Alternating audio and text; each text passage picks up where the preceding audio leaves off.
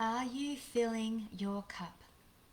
As women and mothers, we have been conditioned to be caretakers.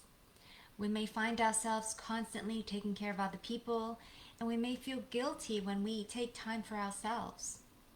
We have been trained to put others' needs first and often neglect what we need to feel healthy and nourished. But it is time that we learn to start taking care of ourselves and addressing our needs. Because by taking care of ourselves, we actually will have more to give to those around us. Hi, I'm Dora from Dora Chen Yoga. I'm a holistic stress and resilience coach. Welcome to my Tuesday weekly connect, where we talk about various topics on how to achieve whole person wellness in body, mind, and soul. So let's talk about self-care. This is not a new idea. In fact, many people are starting to recognize and appreciate just how important this is. But having said this, even though we understand that we need to take better care of ourselves, many of us are still not implementing this. Now, I'm sure you've all heard of the metaphor or the scenario where what you should do in an airplane, right? You should always put on your own oxygen mask before helping others to put theirs on. And how we need to apply this in our own lives, such that we are taking care of ourselves before being able to do so for others. So, you may have also heard of the saying that we should make sure that our cups are not only full but overflowing, and that we should be giving from this overflow and not from our dwindling cup or trying to give when our cup is empty. To some people, the idea of taking care of self first and only giving when we are full or overflowing may seem like a selfish idea. But taking care of ourselves first is really playing the long game.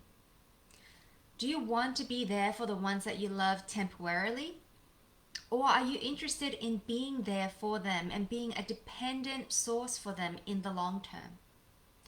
One obvious scenario is that when we are not taking care of ourselves, we are more prone to illness. And if this is ongoing, this could put you at a high risk of chronic disease that can worsen over time.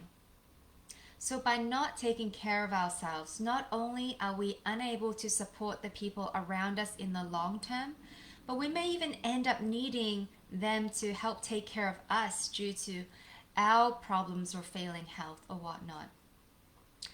When we are not feeling our best, we cannot give our best.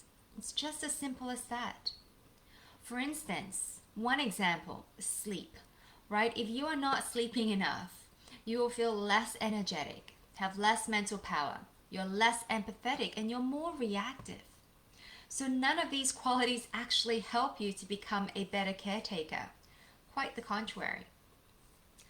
Now, some of you may be thinking that implementing self-care perhaps is a good idea, but you may feel that you don't have the time to do this. First of all, self-care does not have to be this huge, elaborate thing, right? It doesn't have to be this huge thing for it to count. Of course, it'd be nice if we can all, go take a massage regularly, spend a week in a retreat or in a spa, or even for some of us just to get some peace and quiet for 30 minutes, right? I understand that it is not always possible for many mamas out there. But let's change the way we think about self-care. We can start small, very small. Every little step counts. In fact, when we make our goals smaller, we are more likely to implement them.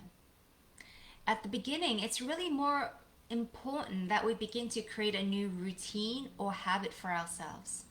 And when we are trying to create a new habit, repetition, frequency, and consistency is what matter most. So start with something small that is realistic enough for you to implement and to commit to over the long term. You'd be amazed how good you will start to feel just by making a few small changes in your life. And then you're going to have more energy and motivation to add to that over time. So, what do I mean when I say that we can start small with self care? Well, I'm going to give you a few examples or ideas if you like. Now, but I do want to point out that we are all different. So, you may try one or a few of these suggestions and see how they work for you. Or maybe you might be inspired to come up with some of your own small goals to implement. Okay, so here goes some examples. One really nice thing to do is to be able to go outside for a short walk whenever possible. And even better if you can get a bit of sunshine, especially when you're feeling stress. A small walk can be a wonderful way to help your body and your mind to take a break, reconnect to yourself, reconnect to nature if you're able to come find a place with, with a more natural surrounding. So a short walk, maybe a 10-minute walk if you can find 10 minutes in your day can be very grounding. Now, another thing we could do is to start taking regular timeouts for yourself. So, you may be busy. You might find that your schedule is so full already. But anyone can find at least a couple of minutes here and there throughout the day. So these few minutes, even though they may feel like, oh, what can I do in a couple of minutes? You'd be amazed how a couple of minutes here and there throughout the day can make a huge difference on your nervous system. So if you need a reminder, you might set a timer on your watch or on your phone to go off every hour or every 2 hours to remind you to take a mini break. Only a few minutes will suffice. And you can use this break to just check in with yourself. Check in how you are feeling. How's your heartbeat? How's your breathing? Check in with yourself. What are some of the physical sensations that are present in that moment? What do you notice in your body? Take a moment to breathe, right? Taking a few deep breaths and just seeing how your body responds.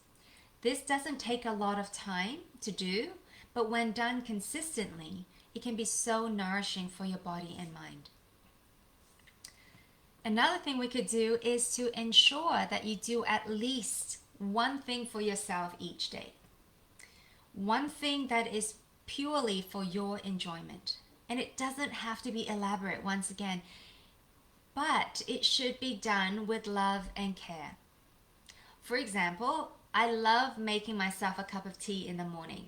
And this is one loving act that I do for myself every single day. And I look forward to my cup of tea in the morning, and I especially love savoring that very first sip. So what is something that you could do purely for yourself? Could be one small act of love or kindness just for you. Now, another thing is sometimes when we're so busy, we forget to stay hydrated. Staying hydrated is so important. So one thing that might help is to have a water bottle with you by your side throughout the day and make sure that you're just drinking throughout the day. Our bodies are made up of mostly of water, and staying hydrated can affect your mood, your appetite, your energy, and more. Now, another thing is to cut yourself some slack. Nobody is perfect, so stop trying to be perfect. What is something that you can say no to today that will free up either your time, your energy, or improve your mood? Or allow you to focus on something that is much more meaningful to you. We all have to-do lists, right? But take some time to examine what's on your list. What items are truly meaningful and important to you? And what items do you feel like you're obligated to do? Forget trying to do everything, okay? We can't do it all, we can't do it all, or we can't do everything all at the same time, right? And even if we do manage to do it all, you can be sure that you're not doing it all well. So even if we, just take a moment just to look at the list, or even to make a list, just to put all our mental energy onto a piece of paper so that we're no longer having to hold this list in our minds, could already free up some of your some of the stress that you might be feeling. And once you have your list, take a good hard look at it and see, okay, what are some things that I can perhaps let go of?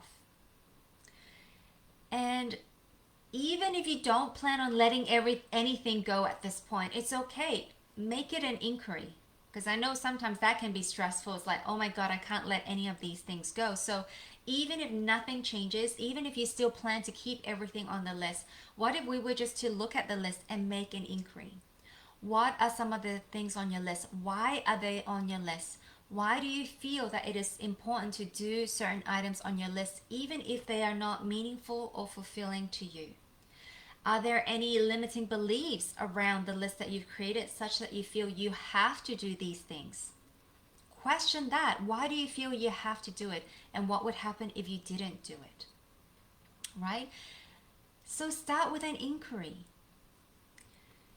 And of course, yes, we all have certain obligations and responsibilities that we wish we didn't have to do, but we do, right? But if we are truly honest with ourselves, there are bound to be a few items on your to-do list that we are committing to, but we really don't have to. So explore, inquire. And as you do this could lead to some pretty big ahas that may explain some of the struggles or challenges that you are facing in life, maybe even on a broader scheme. Now, another thing that many of us can benefit from is start to take sleep seriously. Start to prioritize sleep. Many of us are not getting enough sleep. And yes, sleep is a complex topic, and each of us may have very different reasons why we're not sleeping enough or not getting quality sleep. But I would recommend that if you want to learn a bit more, catch my training from last week where we talk all about sleep and some ideas how you can improve your sleep hygiene. But sleep is something that we need to take it much more seriously, especially for those of us who feel like we're running out of time all the time. We're taking care of people, that sometimes we push our bedtime till later in order to kind of get those extra couple of hours in, which we perceive are hours for ourselves, and we kind of maybe perceive them as self-care. But sleeping is self-care. Okay, so as much as possible, try to prioritize sleep. And I do highly recommend you catch my training from last week, because I go into that much more in much more detail.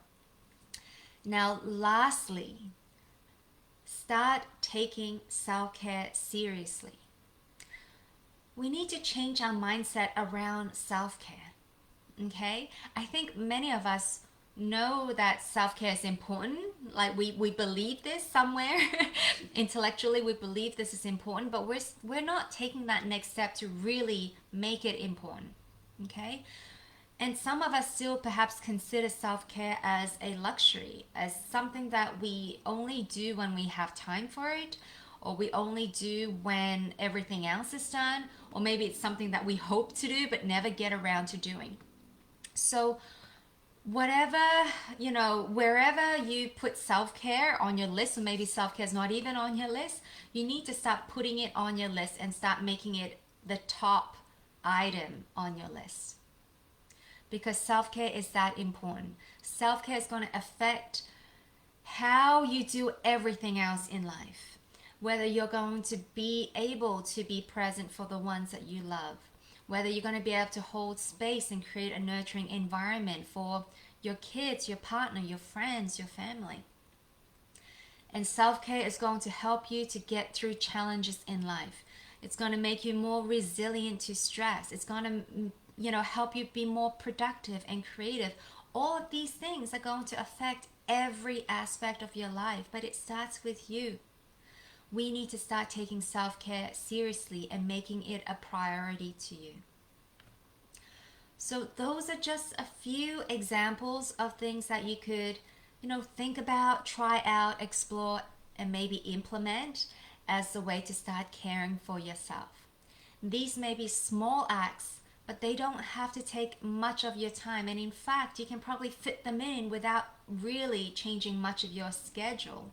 Because surely we can find a few minutes here and there. And if you are living a stressful life, these few minutes here and there can make a big difference.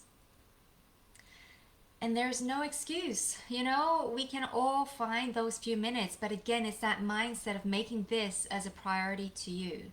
So make yourself find those minutes for yourself, because I know they're there in your day. No matter how busy you are, you can find a couple of minutes throughout your day. And like I said, this is important. So make it a priority on your list. So if you want to learn more, or if you need some support on how to integrate some simple self-care practices into your day, please do reach out. I'd be more than happy to help you on your way. Now, if you enjoyed this mini training, make sure you follow me at Dora Chen Yoga. I'm on Instagram, Facebook, LinkedIn, and YouTube. And I also have a private Facebook group called DCY Community, supporting strong women heal from stress holistically, where I stream these mini trainings, as well as share other resources, tips, and tools, and special offers in that group. So I'll drop the link in the comments for my group if you're interested in joining. Let me know what your biggest takeaway is. Drop your comments below. And if you have any questions, again, reach out, let me know. I look forward to seeing you all again next Tuesday. Take care now.